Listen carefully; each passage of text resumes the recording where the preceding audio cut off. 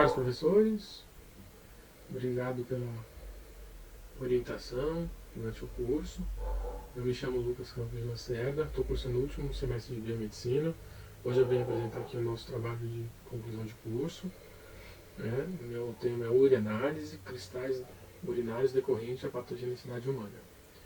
O meu orientador e eu tentamos evidenciar e esclarecer alguns descasos dos exames de urina, e a falta de conhecimento técnico-científico. Vamos iniciar. Introdução, vamos dividir em algumas etapas de análises clínicas, onde a gente fala de fase pré-analítica e fase analítica, antes a gente fala de cristais e patogenias. Tá? Fase pré-analítica é tudo que acontece antes da parte analítica, onde que o profissional, o biomédico, ele entra em ação e com o conhecimento técnico-científico ele vai dar o resultado. Fase analítica, ele vai, todo o conhecimento, ele vai fazer aí a parte da análise bioquímica, sedimentoscopia, microscopia.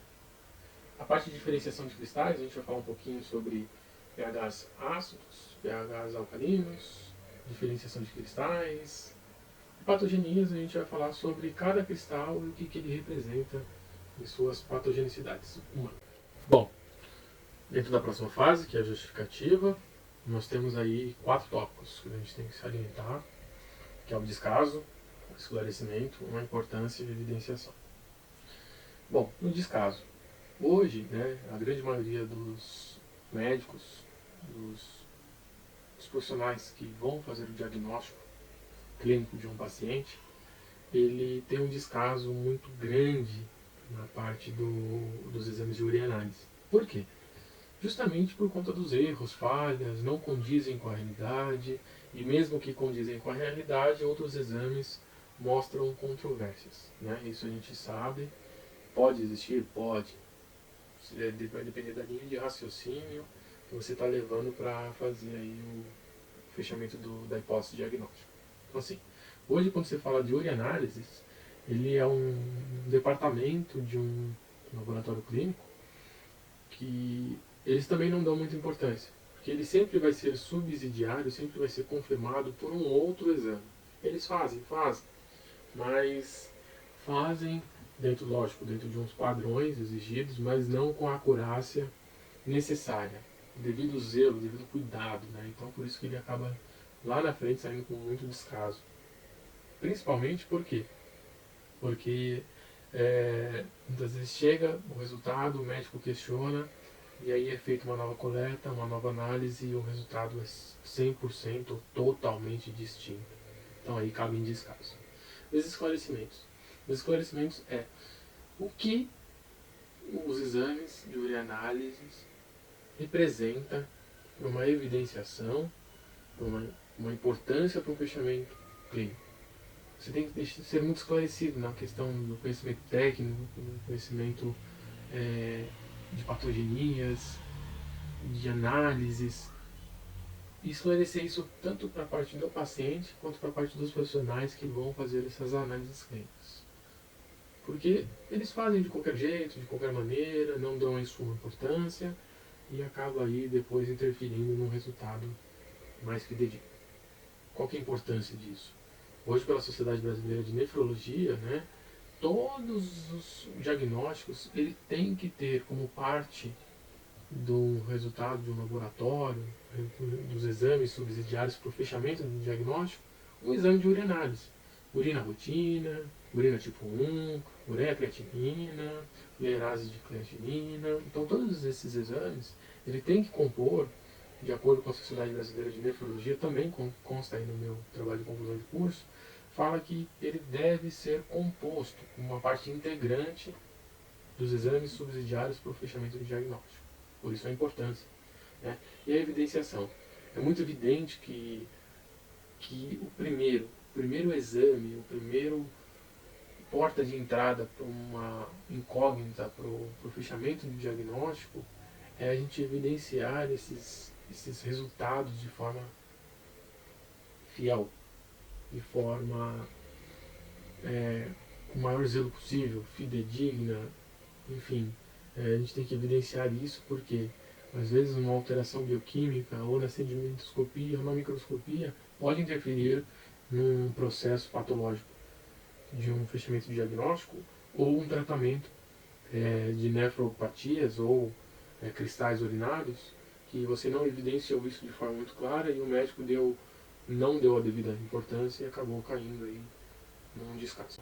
Em métodos, né, como que o meu trabalho de conclusão de curso foi fundamentado, os métodos, foi em artigos científicos, em normas nacionais e internacionais, como RDCs, normas internacionais de procedimentos laboratoriais clínicos, né, e na parte de urianálise, pela sociedade científica, como Sociedade Brasileira de Nefrologia, Sociedade Brasileira de Medicina, né, e Biomedicina também, não podemos deixar isso sem falar sobre nossa categoria. As entidades internacionais, como as entidades europeias, as entidades americanas, onde que eles criam os processos, criam as técnicas e medidas, né? E o Google Acadêmicos, que nos ajudou aí para buscar todas essas informações dentro desses métodos. Bom, no desenvolvimento a gente encontra aí, voltando um pouquinho, né, na fase pré-analítica, fase analítica, distinção de cristais ácidos e alcalinos. Dentro de cada distinção, a gente vai falar um pouquinho sobre as patogenias, ok? Bom, na fase pré-analítica, a gente pode falar aí que é uma fase de extrema importância, já que em urianálise quem coleta não é um profissional da saúde, é o próprio examinado, né? Então aí a gente tem algumas situações que vem o descaso, vem de qualquer forma, vou fazer que eu acho que deve ter sido feito ou que foi me orientado pelo pessoal da recepção ou pelo laboratório, enfim. Fase pré-analítica.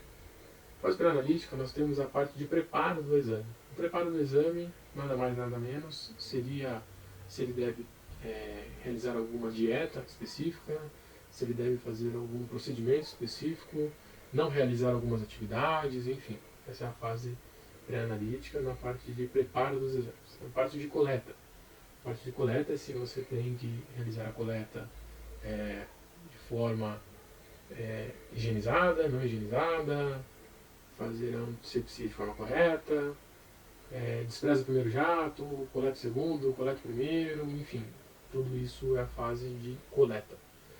Fase de identificação e entrega da amostra, onde que o examinado vai até o laboratório e ele entrega a amostra, e muitas vezes entrega na recepção ou entrega no departamento de coleta de amostra e fica lá na mesa com uma etiquetinha e onde você acaba perdendo algumas informações.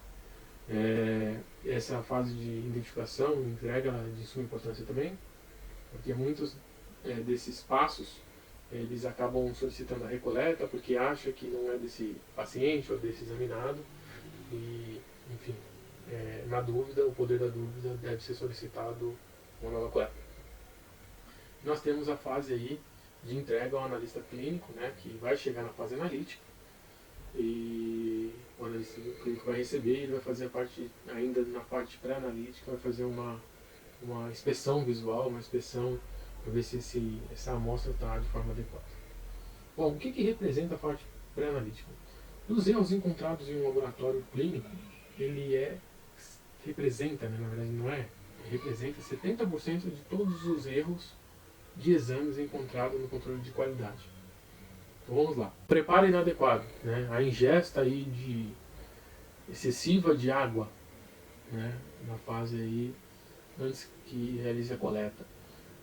Alimentação muito pesada, como gorduras, alimentos que não digerem de forma natural, né? E também exercícios físicos de alta capacidade técnica, de alta capacidade humana, também isso interfere na fase preparatória para a coleta. Bom, na fase de coleta.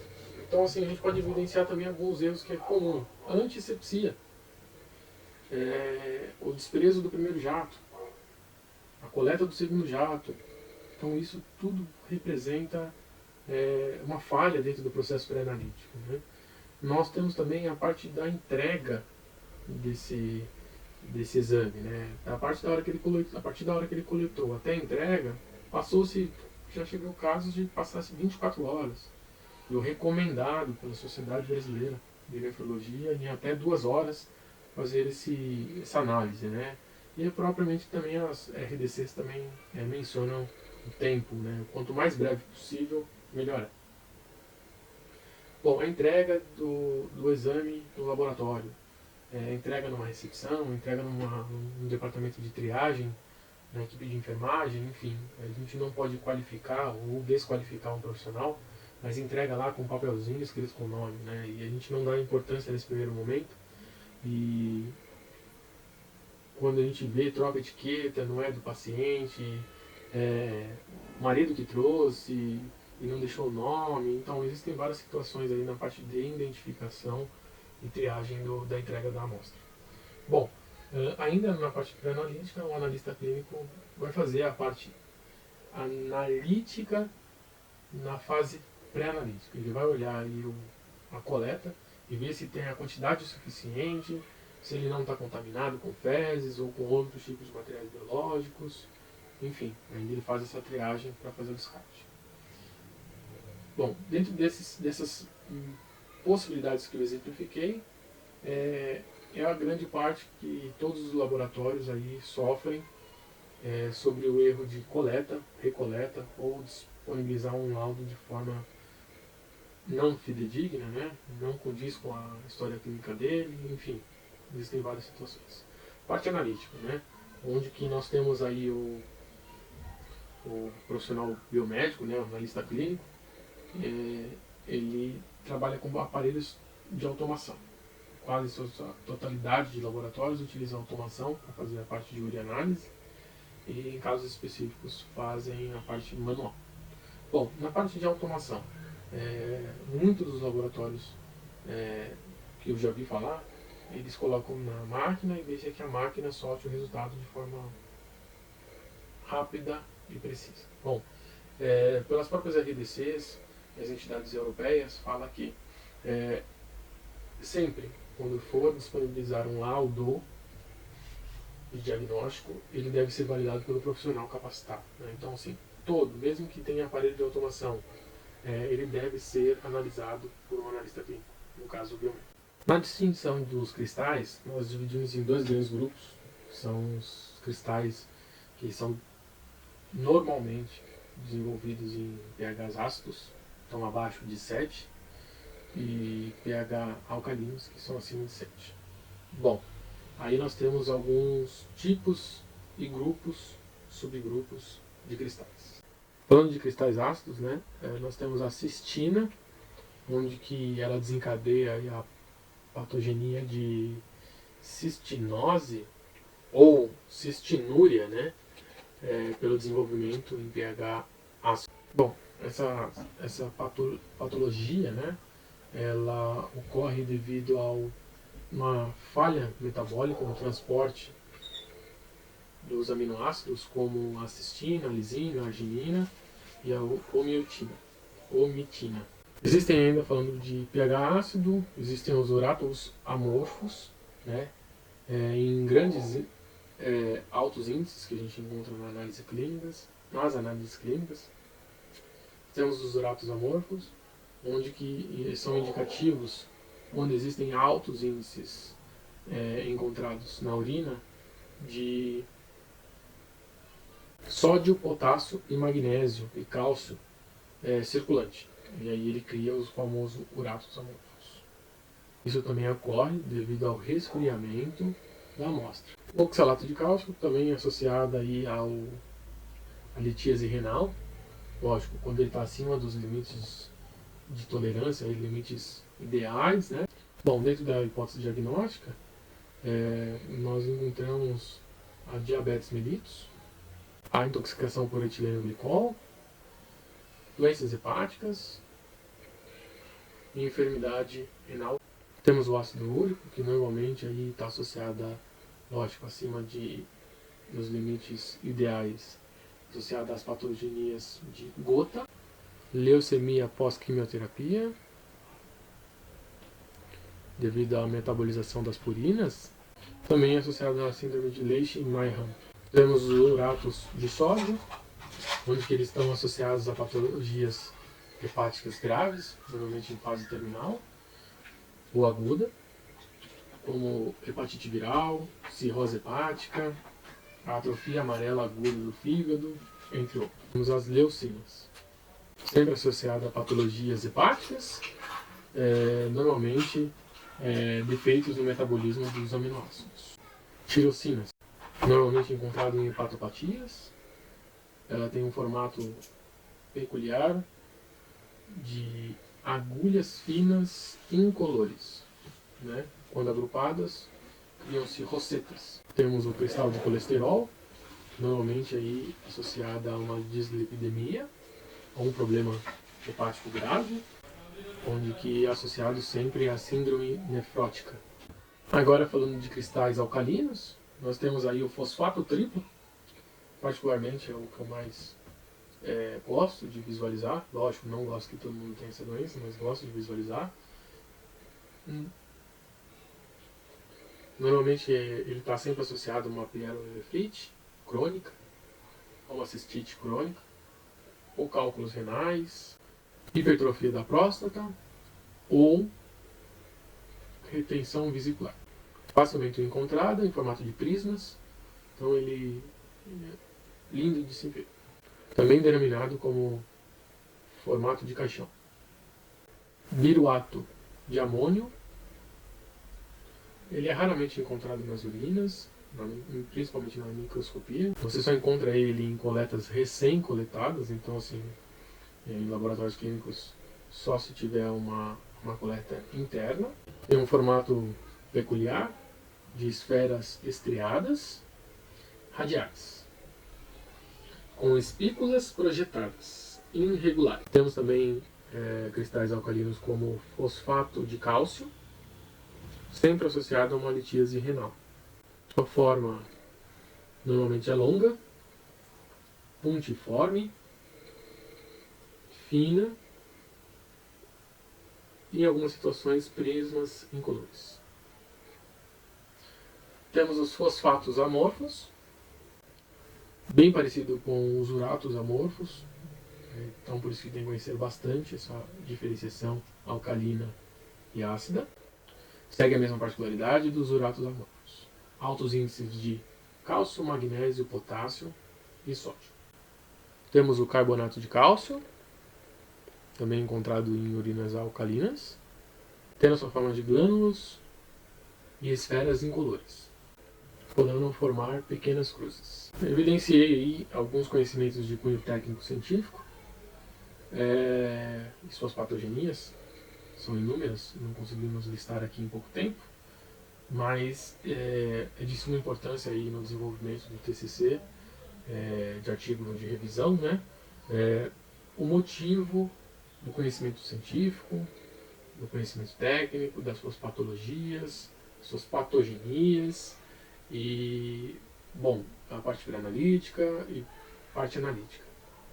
Bom, considerações finais, né? A importância dos exames de ureanálise para o fechamento diagnóstico, para os exames de urina, né? Para a ureanálise e tudo mais. A acurácia, os resultados fidedignos, o conhecimento técnico-científico e nos casos dos exames. Bom, a importância foi bem esclarecida aí dentro do vídeo, né? Onde que nós falamos aí que a Sociedade Brasileira de Nefrologia, a Sociedade Médica Brasileira, dentro do fechamento diagnóstico clínico, dentro de um exame clínico bem apurado, ele deve ter aí seus exames subsidiários como os exames urinários, né? A acurácia dá a devida importância, o devido zelo, cuidar para que tudo funcione 100%, né? A gente não está falando de nada 110, 115, 120%.